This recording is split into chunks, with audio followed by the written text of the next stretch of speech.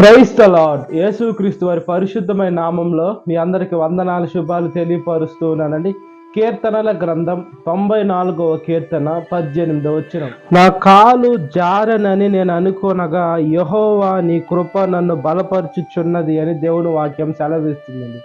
మన కాలు జారి పడకుండా దేవుడు మనల్ని చూస్తూ ఉన్నాడండి. ఆయన కృప మనతో ఉంటుంది.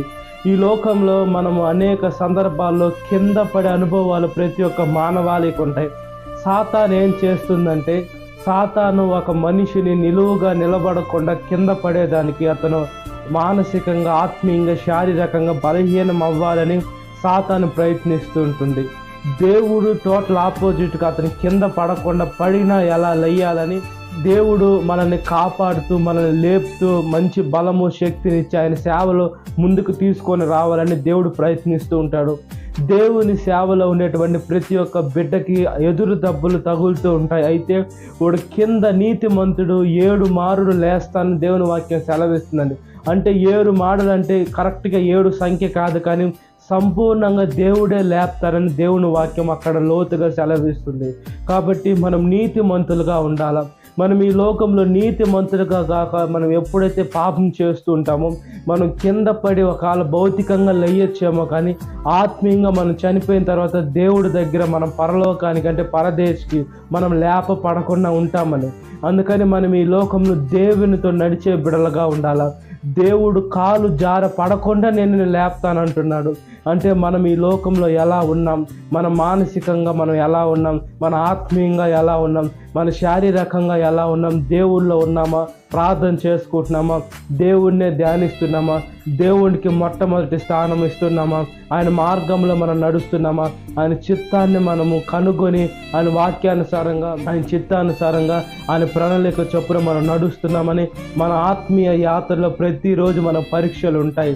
అయితే మనము ఆ పరీక్షను ఎప్పుడైతే నెగ్గాలంటే దేవుణ్ణి మన సొంత రక్షకుడిగా అంగీకరించి నీటి బాప్తీసం తీసుకొని, తండ్రి నాకున్నాడు కాబట్టి నేను కదల్చబడను, యేసుక్రీస్తు వారు మార్గము, సత్యము దేవుడై ఉన్నాడు కాబట్టి ఆయన బలమైన దేవుడు, నిత్యమైన దేవుడు, సమాధానకర్త. నేను కింద పడినా కూడా దేవుడు లేపుతాడు. ఆత్మీయ జీవితంలో మనం పడతాం. ఈ లోకంలో మనుషులే మనల్ని పడేస్తూ ఉంటారు.